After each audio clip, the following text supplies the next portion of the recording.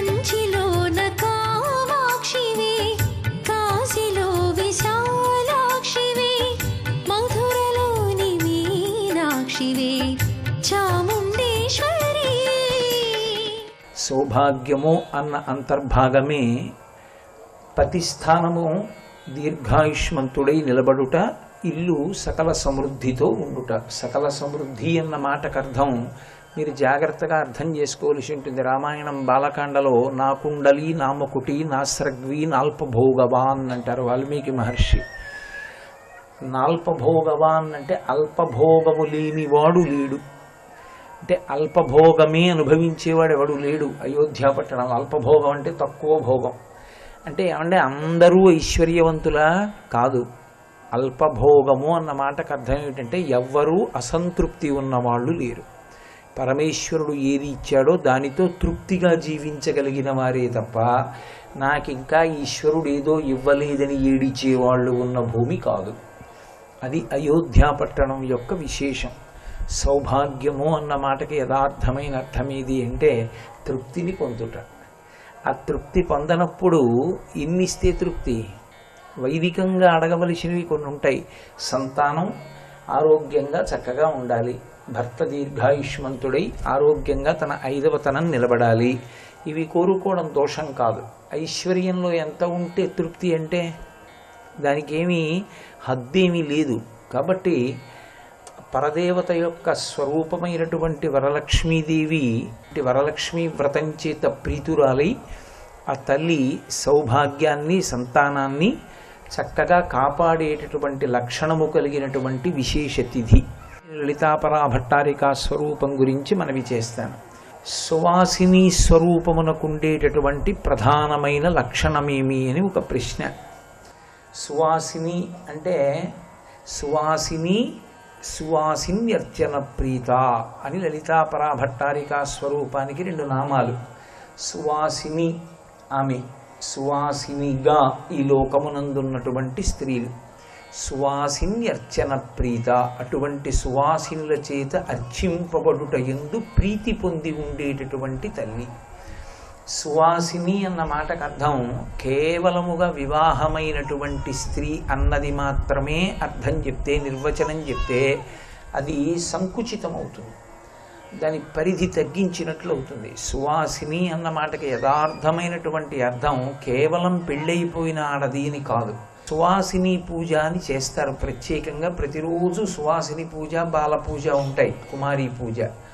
అందులో సువాసిని పూజ చేసేటప్పుడు చాలా చోట్ల లక్ష్మీదేవి యొక్క నామములతో కానీ లలితా స్తోత్రం కానీ చేస్తూ ఉంటారు. కానీ అది కాదు, కల్పం అలా లేదు. సువాసిని పూజ చేసేటప్పుడు సువాసిని పూజకి సంబంధించిన నామములనే చదవాలి. సువాసిని పూజలో ఈ లోకమునందు వివాహమైనటువంటి ఒక గృహిణి ఎందుచేత పూజ పొందడానికి అర్హురాలైందో తత్విశేషములను సమన్వయం చేస్తూ నామములు చెప్తారు. ఆ నామముల చేత ఆమె పూజార్హత పొందినది అన్న విషయం మీకు అర్థమవుతుంది.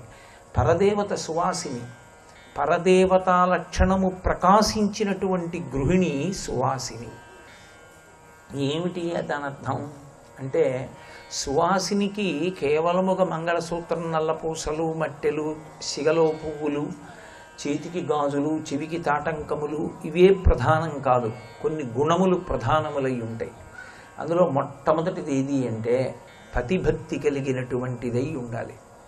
రెండవది బంధుజనుల యందు విశేషమైనటువంటి ప్రీతి కలిగినదై ఉండాలి. అన్నదానం చెయ్యడంలో, ఇంటికొచ్చినటువంటి అతిథికి అన్నం పెట్టడంలో అన్నపూర్ణా స్వరూపము యొక్క అంశని పొందినదై ఉండాలి. ధర్మమునందు విశేషమైనటువంటి అనురక్తి కలిగినదై ఉండాలి. పెద్దల చేత మన్నన చేయబడినటువంటి నడవడ కలిగినదై ఉండాలి. అందుకే సీతమ్మ గురించి చెప్తూ వాల్మీకి రామాయణం సుందరకాండలో ఆ తల్లి ఎంత గొప్పది అంటే మాన్యావురు వినీతస్య అంటారు వాల్మీకి మహర్షి. ఆమె పెద్దల చేత పొగడబడినటువంటి నడవడి కలిగినటువంటి తల్లి. అంచేత పెద్దల చేత అభినందింపబడినదై ఉండాలి. అటువంటి లక్షణములు కలిగి ఉన్నదైతే ఆమె సువాసిని పూజ పొందుటకు అర్హురాలు. ఈ లక్షణములు మొట్టమొదట ఉన్నదెవరికి అని అడిగారు. ఈ లక్షణములు మొట్టమొదట ఉన్నదెవరికి అంటే తల్లి జగన్మాత అయినటువంటి లలితాపరా భట్టారికా స్వరూపానికి. ఆ తల్లి సువాసిని. అందుకే లోకంలో ఆమె అనుగ్రహము ఎవరి యందు ప్రసరించిందో వాళ్ళు కూడా సువాసినిత్వమును పొందుతారు. ఆ సువాసిని అసలు నిత్య సువాసిని అయిన అమ్మ సువాసిన్యర్చన ప్రీత. సువాసినుల చేత అర్చన పొందుట యందు ప్రీతి కలిగి ఉంటుంది. మీరు చూడండి, మనకి ఏదైనా ఒక వ్రతం చేస్తున్నారు అంటే ఆడవాళ్ళకి సంబంధించినంత వరకు ఒక ప్రత్యేక నియమం ఒకటి ఉంటుంది. ఏమిటది అంటే స్త్రీలు చేసేటటువంటి వ్రతములన్నీ కూడా రెండుగా మారుతాయి. ఒకటి వివాహ పూర్వమునందు చేసేవి, ఒకటి వివాహానంతరము చేసేవి. వివాహ పూర్వం చేసేటటువంటి వ్రతాలకన్నిటికీ ప్రయోజనం ఒక్కటే, మంచి భర్త రావాలి. వివాహానంతరము చేసేటటువంటి వ్రతములకన్నిటికీ ఫలితము ఒక్కటే, నా భర్త, నా మరిది లేదా మరుదులు, నా అత్తింటి వారు, బిడ్డలు, పుట్టింటి వారు కూడా సౌఖ్యంగా ఉండాలి. మొదట అత్తింటి వారిని చెప్తుంది, తర్వాత పుట్టినింటి వారిని చెప్తుంది. అందుచేతనే ఒక స్త్రీని ప్రశ్నిస్తే అమ్మ మీరెవరు అని అడిగితే నేను ఫలానా వారి కోడలని చెప్తుంది. అది వైదికం. అందుకే సీతమ్మ పృథివ్యా రాజసింహానాం ముఖ్యస్య విదితాత్మనః స్నుషా దశరథస్యాహం శత్రుసైన్య ప్రతాపినః అంటుంది. స్నుషా, నేను ఫలానా వారి కోడల్ని, దశరథ మహారాజు గారి కోడల్ని అంటుంది. వివాహ పూర్వం వివాహానంతరం కూడా ఆడది చేసేటటువంటి వ్రతంలో తన కొరకు అని ఏమీ చెయ్యదు. తన కొరకు అని చేసుకునేది ఏమి ఉండదు. మరి ఆమె యొక్క సుఖము ఏది ఆమెకి ఆనందదాయకము అంటే ఆమె భర్త సుఖమే ఆమె సుఖం, ఆమె అత్తింటి వారి సుఖమే ఆమె సుఖము, ఆమె పుట్టినింటి వారి సుఖమే ఆమె సుఖం. వారి దుఃఖము ఆమె సుఖము కాదు, వాళ్ళ దుఃఖం ఆమె దుఃఖం.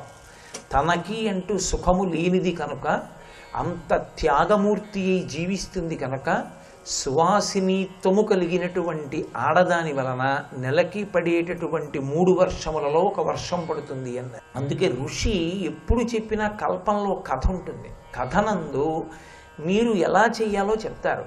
ముందు రోజు వ్రత కథ చదివితే ఇలా చెయ్యాలన్నమాట అని తెలుస్తుంది. అసలు ఈశ్వరుని యందు భక్తి అన్న మాటకు అర్థం చెయ్యవలసిన పని చెయ్యవలసిన రీతితో చెయ్యాలనేటటువంటి కుతూహలం ఒకటి ఉండాలి కదా.